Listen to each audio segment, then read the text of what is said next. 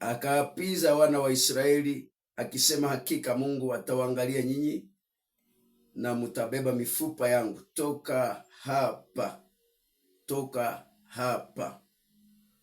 Nasema usichoke, utaangaliwa. Israeli katika nchi ya utumwa, miaka 400 ya utumwa, na huyu ni Yosefu mwana wa Yakobo aliyetangulia, aliyeuzishwa, kumbe ilikuwa ni mpango wa Mungu. Alafu ndugu zake na baba yake katika muda wa njaa, Yosefu alikuwa ameinuliwa huko Misri, lakini hapa ilikuwa ni mwisho wa Yosefu. Yosefu alikuwa mtiifu. Yosefu alibakia katika hali ya ukamilifu mbele ya Mungu. Na kila mara unapokuwa mkamilifu na kutembea gisi Mungu anavyotaka na kubakia katika uwepo wa Mungu, unaonesha hata mambo yanayokuja, unaona tofauti na watu. Yaani macho yako yanaona vitu vinavyokuja mbele. Ndiyo maana Yosefu aliona mambo yanayokuja mbele, akaona mambo yanayokuja mbele. Katika ile shairi ya 20 akasema, Yosefu kawaambia ndugu zake, ninakufa, lakini hakika Mungu atawaangalia nyinyi na kuwapandisha toka nchi hii hata nchi aliyowapea Abrahamu, Isaka na Yakobo. Anasema hakika. Kinachotupa uhakika kwa Mungu ni wakati tuko watiifu. Yaani kuna baraka za kutii. Unapoendelea kutii Mungu, unapobakia mtiifu, kuko baraka za kutii. Mpendwa, wote waliotii walirithi ahadi za Mungu, walirithi baraka za Mungu.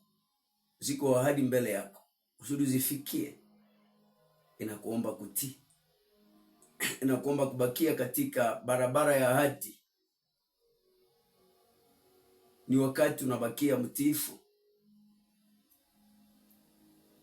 Mnajua kutii kwa namna nyingine ni kuendelea mpaka ufikie kile unacholenga. Mtu mtiifu anaendelea mpaka afikie kile anacholenga. Wasio watiifu wanachoka njiani. Wasio watiifu wanachoka wanapokutana na vitu mbalimbali, vitisho, maogopesho ama mambo yanayowakatisha tamaa. Lakini Yosefu alibakia katika uwepo wa Mungu. Moja ya vitu ambavyo vinatuacha katika uwepo wa Mungu ni wakati tunakuwa watiifu, kutii neno la Mungu. Tunapotii kanuni za kiroho, tunapoendelea kutii kanuni za kiroho, alafu natuacha katika uwepo wa Mungu. Na katika uwepo wa Mungu ni pale tunaona tofauti na dunia. Tunapewa macho mengine katika uwepo wa Mungu. Mtu anayeishi katika uwepo wa Mungu anapokea macho mengine tofauti na macho ya kawaida ya watu. Ni hili limsukuma Yosefu kuona mbali, akasema hakika ninakufa. Yosefu kawaambia ndugu zake, ninakufa, lakini hakika. Alirudilia neno hakika. Yaani alihakikisha, alikuwa na uhakika kuwa Mungu si muongo. Aliahidi kuwa atawakumbuka, atawaangalia, atawatoa katika nchi ya utumwa. Nasema neno letu nasema usichoke. Wewe uliye mtiifu, wewe unayeshikilia neno la Mungu, pengine hauone kitu, naomba unakuwa mwaminifu, unakuwa mtiifu, lakini mambo yako pale pale. Pengine unapakia katika vipindi fulani vizito, alafu umejima vitu vingine kwa ajili ya kufuata neno la Mungu. Kuna ahadi mbele yako, alafu najiuliza itatimilika je, ama itawezekana namna gani? Kuna neno kwako linalosema usichoke, utatembelewa ama utaangaliwa. Wakati wa kutembelewa unapokuja, alafu mpendwa, hautasumbuka tena zaidi. Ni yale Yosefu aliwaambia hakika. Ukiona ile neno hakika lirudilia mara 2 katika shairi ya 25 na shairi ya katika shairi ya 24 na shairi ya 25 anarudilia ineno mara mbili, anairudilia mara mbili inayosema hakika mutatembelewa.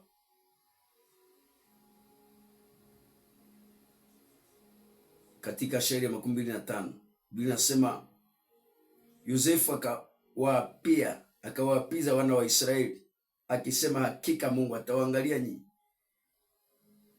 Na leo tunaposemea Muisraeli ni wewe, mtoto wa Mungu, wewe Mkristo, maana sisi ni Waisraeli kwa imani kupitia Abrahamu.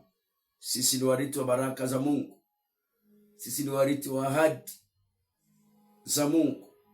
Alafu nasema usichoke kutii, usichoke kushika kanuni, kushika taratibu, usichoke kuomba, usichoke kutafuta uso wa Mungu, usichoke kuendelea katika unyenyekevu, usichoke katika utiifu, usichoke mpendwa kuacha moyo wako kuwa safi, usichoke na kujichafua, usichoke na maisha matakatifu, usichoke na matendo mema, usichoke kwa mambo mazuri uyatendayo, usichoke katika neema fulani, karama ambayo umepewa, usichoke katika zawadi umepewa, usichoke. Hakika utatembelewa, utaangaliwa. Tuone jinsi walivyotembelewa, namna Yosefu alivyosema katika kitabu cha Kutoka sura yake 12 shairi ya 35. Kutoka 12:35. Wana wa Israeli wakafanya kama neno lile la Musa, wakaomba wa Misri vyombo vya fedha na vyombo vya dhahabu na mavazi. Walioikalia Misri miaka 430. Alafu wakati wa kutembelewa, wakati wa kuangaliwa na Mungu, ni ile unangojea papa, ni ile unangojea mama. Alafu tunakuambia usichoke. Kuna watu wanakosa wakati wao wa mwisho kwa sababu ya kukosa uvumilivu. Inabidi uwe mvumilivu mpendwa, katika ile njia njema ambayo umeichagua, ukijua ya kuwa Mungu si mwanadamu. Biblia inasema tukisema neno lolote katika maombi, tukiwa na imani, tuamini tunalolisema limekuwa letu. Yako maombi umeyaomba kwa imani katika ulimwengu wa roho, yameandaliwa, yameheshimiwa, lakini usichoke mpaka yaanguke katika ulimwengu wa mwili. Kwani una ulimwengu mbili, kuna ulimwengu huu ambao tunaoona, kuna ulimwengu vile wa kiroho. Alafu mambo mengi, majibu yako yangali katika ulimwengu wa kiroho, ahadi zako zingali katika ulimwengu wa kiroho. Kuna vitu Mungu ametengeneza kwa ajili yako papa, kwa ajili yako mama. Namna kitabu cha Efeso sura 2 kinavyosema, yako matendo mema Mungu aliyoyatengeneza mbele kwa ajili yako. Katika Efeso 2 ukisoma shairi ya 10, maana sisi ni kazi yake, tuliumbwa katika Kristo Yesu ili tutende matendo mema Mungu aliyoyatengeneza mbele, ili tutembee ndani yao. Maana sisi ni kazi yake, tuliumbwa katika Kristo Yesu ili tutende matendo mema Mungu aliyoyatengeneza, hapana sasa, mbele, ili tutembee ndani yao. Kuna vitu vimetengenezwa kwa ajili yako. Ni kama vile Israeli waliahidiwa Kanaani, alafu wengi waliochoka jangwani hawakuiona Kanaani. Waliopoteza utiifu, waliopoteza uaminifu, hawakuiona Kanaani. Kuna neno kwako papa, mama, linalosema usichoke, utatembelewa, utaangaliwa. Usichoke, utatembelewa. Tunaona wakati walipotembelewa ndani ya kitabu cha Kutoka, namna Yosefu alivyosema, wana wa Israeli wakafanya kama neno lile la Musa, wakaomba wa Misri vyombo vya fedha na vyombo vya dhahabu na mavazi. Bwana akawapa upendeleo kwa macho ya Wamisri, hata waliwapa walivyoomba. Watu wakateka Wamisri. Misri, kwa leo ninapoongelea Misri kwa sasa ni shetani, ni mapepo na vitu vibaya vinavyokuzuiza ili usione baraka. Wakati wa kutembelewa, vile viambaza vitakuzuia tena. Biblia inasema Mungu aliwapa upendeleo. Saa ya kutembelewa ikifika, hautajikaza tena kujitahidi sana. Hautafunga hata chakula. Utaomba gisi unaombaka. Alafu unaona majibu yanatokea. Unaona vitu vinatembea sawa. Vitu vinakuwa gisi unavyongojea. Neno la Mungu nasema muda wao wa kutembelewa ulipofika, wakaomba vyombo kwa Wamisri vya fedha, wakaomba vyombo vya fedha, wakaomba vyombo vya dhahabu na mavazi. Vyombo vya dhahabu na mavazi waliwapa. Wakati njia za mtu zinapopendeza Mungu, hata Mungu anamwambatanisha na adui zake. Wakati wa Mungu kifika, wakati unapobakia ndani ya uaminifu, wakati unapobakia katika utiifu, saa yako ya kutembelewa ikifika, hata adui zako Bwana na wanyenyekeza. Bwana na wafaa kulishe, Bwana na wafaa kuvike, Bwana wafaa kulishe. Nasema simama, usichoke. Endelea katika utakatifu, endelea katika utiifu, endelea kushika neno la Mungu, endelea katika roho ya maombi. Usipoteze roho ya maombi. Kutii ni kuendelea. Muombaji anayetii anaomba bila kuchoka. Anaomba bila kuchoka mpaka afikie majibu, mpaka afikie kile anacholenga. Mtu mtiifu ni mtu wa lengo. Alafu mtu mtiifu analenga afikie nafasi fulani. Ni ile Yosefu alikufa katika utiifu akiwa na tii.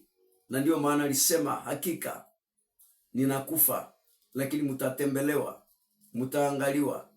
Mpendwa, ni mzuri kubakia katika uwepo wa Mungu. Uwepo wa Mungu unatupa macho mengine. Uwepo wa Mungu unatupa utulivu hata katika vipindi visito. Wale ambao wanaishi mbali na Mungu, wanapokutana na mambo mazito, alafu wanababaika na kwenda ovyo. Ndio maana sukuma wengine kwenda lewa, na sukuma wengine kwenda ovyo ovyo. Lakini sisi tunapokutana na mambo mazito, tunakimbia katika uwepo wa Mungu. Mungu ni kimbilio letu, msaidia wetu aliye karibu sana wakati wa mateso. Wale walio wa dunia wanakimbia waendelewa, wakati sisi wana wa Mungu tunakimbia karibu na Mungu. Ni pale tunapata utulivu katika vipindi visito, pale tunapata tumaini. Alafu Yosefu alikufa katika tumaini. Tumaini ni kushingoya kuvitu. Tumaini ni kushingoya kuvitu vizuri. Lakini wale ambao wamepoteza tumaini wanashingoya kuvitu, wanashingoja kwa kushindwa. Nasema mtu wa tumaini anashingoya kwa kuweza hata katika vipindi vigumu. Alafu hata kama Israeli walikuwa wangali katika utumwa, lakini kwa sababu Yosefu alikuwa na tumaini, alingojelea. Nasema pengine umepoteza tumaini ya kupona, umepoteza tumaini ya kuzaa.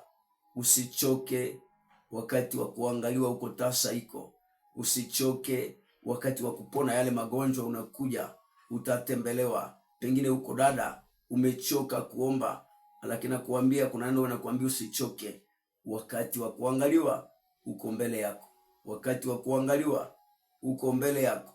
Alafu sijui ni mume umejiuliza mengi juu ya maisha ya mume. Pengine katika unyumba wako hamuelewane, mambo ni mazito kwako. Nasema usichoke, utaangaliwa, utatembelewa. Muda wako wa kutembelewa unakuja mpendwa. Utaangaliwa, utatembelewa. Utaangaliwa, utatembelewa. utaangaliwa. Biblia inasema Bwana aliwapa upendeleo kwa macho ya Wamisri, hata walipata, hata waliomba watu hata waliwapa walivyoomba, chote walichotaka walipewa na wale waliowafaa watumwa. Hivi usichoke, utatembelewa. Nimesema kuna watu ambao wanapoteza saa yao ya kutembelewa, saa ya kuangaliwa kwa sababu kukosa uvumilivu. Tusome katika Samueli ya kwanza, kitabu cha Samueli ya kwanza sura yake 1. Samueli ya kwanza sura 1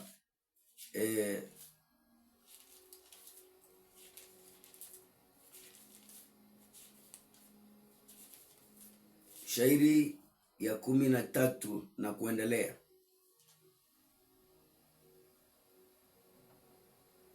Naye Hana alikuwa akisema moyoni mwake, midomo yake tu ikitikisika, lakini sauti yake haikusikiwa. Basi Eli alizani ya kuwa amelewa. Huyu ni Hana mke wa Elikana aliyekuwa na wake wawili. Wa kwanza alikuwa Hana, na huyu Hana alikuwa hana mtoto, lakini Hana hakuchoka. Neno la Mungu linatuambia naye Hana alikuwa akisema moyoni mwake, midomo yake tu ikitikisika. Midomo ndio ilibakia inatikisika, yaani maneno meisha mkinywa, moyo ndio unaenda kusema, lakini Hana hakuchoka. Hana hakuchoka. Nasema Hana hakuchoka. Nami nakuambia usichoke, utatembelewa. Ilifika hata maneno yaishi kwenye kinywa chake, alafu kaanza kusema katika moyo, akaanza kutikisa midomo, kutikisika tu, midomo yake tu ikitikisika, lakini sauti haikusikiwa. Basi Eli akazani ya kuwa amelewa, mpaka Eli hakuelewa, hakuelewa. Mpendwa, usitamani kueleweka na watu. Mungu akikuelewa inatosha. Aliyeelewa Hana ni Mungu, hata kuhani hakuelewa Hana. Biblia inasema naye Eli akamwambia, utalewa mpaka wapi? Ondosha mvinyo wako kwako, rudia kwako. Eli aliona kama Hana analewa. Hana kashibu na kumwambia, sivyo bwana wangu, haiko vile gisi unawaza, haiko vile gisi unafikiria bwana wangu. Na kuambia mpendwa unayenifuata muda huu, nasema usichoke, utatembelewa. Tunajua Ana alikuwa na mgomvi ambaye anaitwa Penina, aliyemzarau kwa sababu ya ukosefu wa mtoto. Haizuru kipindi gani cha mazarau. Wewe usichoke kusogelea Mungu, usichoke kukimbia karibu na Mungu, usipigane mbali na mapenzi ya Mungu, usitafute kujipigania, usitafute kujitetea. Kaa kimya kama Hana, na hii ukimya, kimbia, mwanga uchungu wako mbele ya Mungu, mwanga tabu yako mbele ya Mungu. Hana anasema wakati Eli alipomwambia utalewa mpaka wapi? Ondoa mvinyo yako kwako. Leo la Mungu nasema Hana akajibu na kumwambia, sivyo bwana wangu, mimi ni mwanamke mwenye roho ya huzuni, sikunywa mvinyo wala kileo cha nguvu, lakini nimemwanga roho yangu mbele ya Bwana. Usione kijakazi wako kama binti za Beliali, kwa sababu toka wengi wa uchungu na huzuni wangu ninasema hata sasa. Sema, usichoke, utaangaliwa, utatembelewa. Haleluya. Haizuru watu hakuelewe. Kumbuka kipofu Bartimayo alipopaza sauti, wengine waliwaza ni kelele, kumbe ni maombi. Wakati wa mashibu waliona kuwa ni maombi. Kuna wakati tunapopaza sauti, tunapojiweka mbele ya Bwana, watu hawatakuelewa, lakini Mungu akikuelewa inatosha mpendo, inatosha. inatosha. Haleluya. Neno la Mungu nasema usione kijakazi wako kama binti ya Beliali, kwa sababu toka wingi wa uchungu na huzuni yangu ninasema hata sasa. Eli akajibu na kumwambia, kwenda kwa salama, na Mungu wa Israeli akupe maombi yako ulioomba. Alafu sasa Eli akaelewa kuwa ni maombi, si makelele, si kileo, si makelele. Unapobakia mwaminifu, Mungu wako ataeleweka. Unapobakia mtiifu, Mungu wako ataeleweka. Watu hawezi kukuelewa wakati unapoteza uaminifu kwa haraka. Nasema bakia mwaminifu, bakia katika uwepo wa Mungu. Mungu wako hata kama aeleweke, ataeleweka. Eli akaelewa kuwa ni maombi, si kileo. Eli akajibu na kumwambia, kwenda kwa salama, na Mungu wa Israeli akupe maombi yako uliyoyaomba. Akasema, kijakazi wako apate neema mbele ya macho yako. Basi mwanamke akakwenda zake, akakula, na uso wake haukuwa tena na huzuni. Uso wake haukuwa tena na huzuni. Shairi ya 19. Wakaamka asubuhi mapema na kuabudu mbele ya Bwana, kisha wakarudi wakafika kwa nyumba yao kwa Rama. Elikana akajua Hana mke wake. Bwana akajua mke wake. Bwana akamkumbuka. Bwana akamkumbuka. Usichoke, utatembelewa, utakumbukwa. Inakuwa hizi siku zote Hana alikuwa analia, Mungu alikuwa amemsahau. Nasema Mungu hayakusahau, lakini ni wakati. Kuna wakati utakumbukwa. Na kitu kingine waelewe kwa kila mtu na wakati wake. Kila mmoja na wakati wake. Kwa hiyo usionee wivu mtu ambaye yuko ndani ya wakati wake. Mtu yoyote anayebarikiwa mbele yako ni uhakika, yani ni preve kuwa Mungu anajibiaka.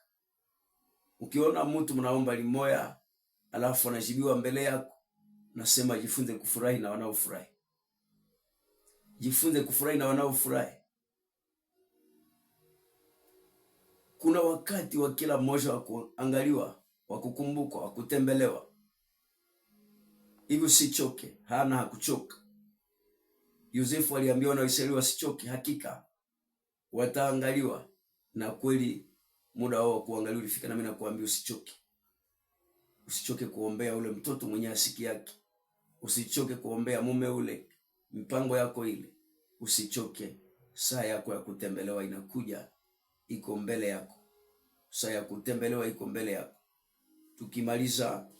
Tumalizie vile katika ile Samueli ya pili sura yake ya sura 2, Samueli ya kwanza sura 2, Samueli ya kwanza sura 2 shairi ya 18.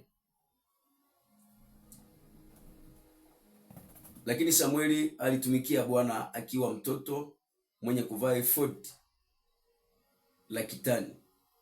Tena mama yake alimfanyia vazi, akamletea mwaka kwa mwaka, wakati alipopanda pamoja na mume wake kutoa zabihu kila mwaka. Wakati walipopanda pamoja na mume wake kutoa zabihu kila mwaka. Huyu ni Elikana.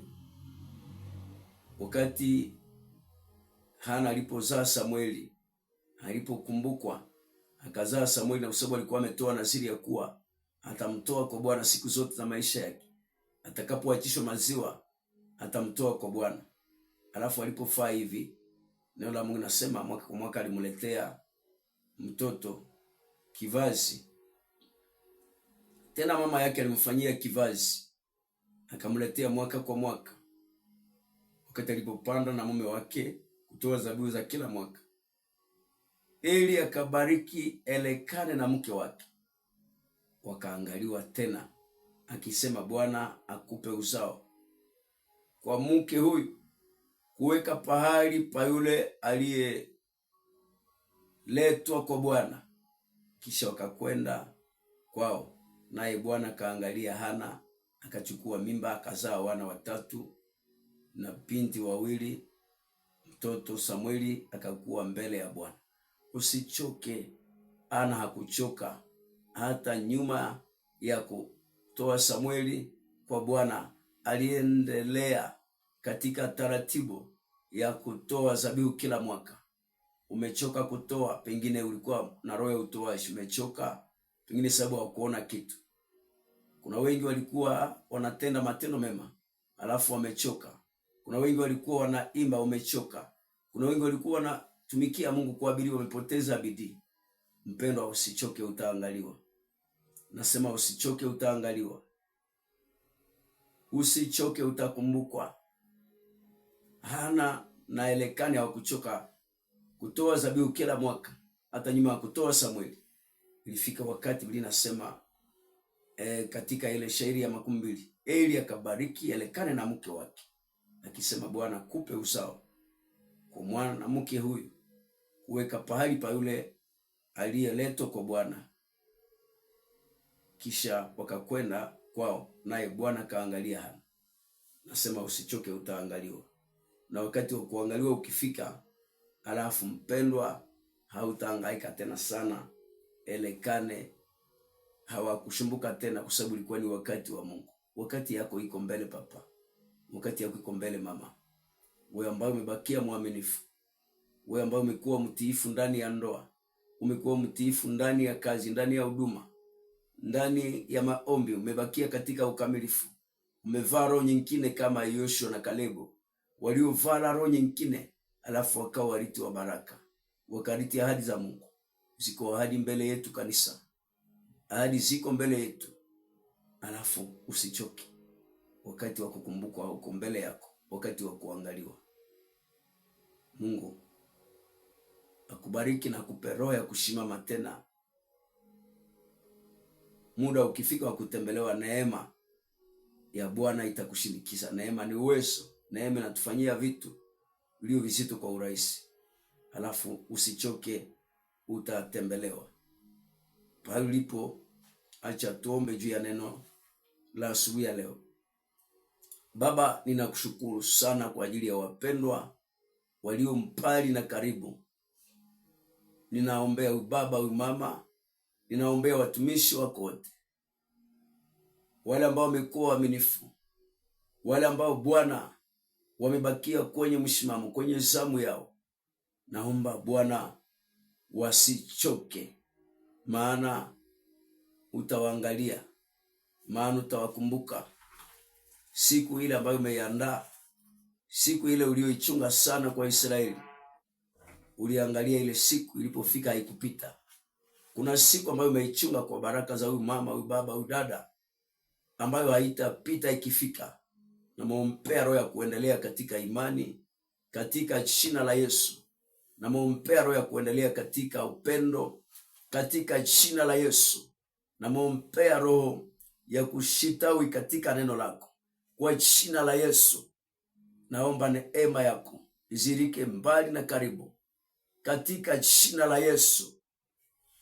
Bwana wa neema sote, ongeza nguvu kwa wapendwa, wasichoke, maana watatembelewa. Naombea walio wagonjwa, walio wadhaifu, walio wahitaji kote walipo. Acha neema yako waguse, baraka zako ziwaandame Bwana. Wanaongojea kupona, acha wapone. Wanaongojea kuguswa, ruhusu waguswe. Wanaongojea baraka, ruhusu wabarikiwe.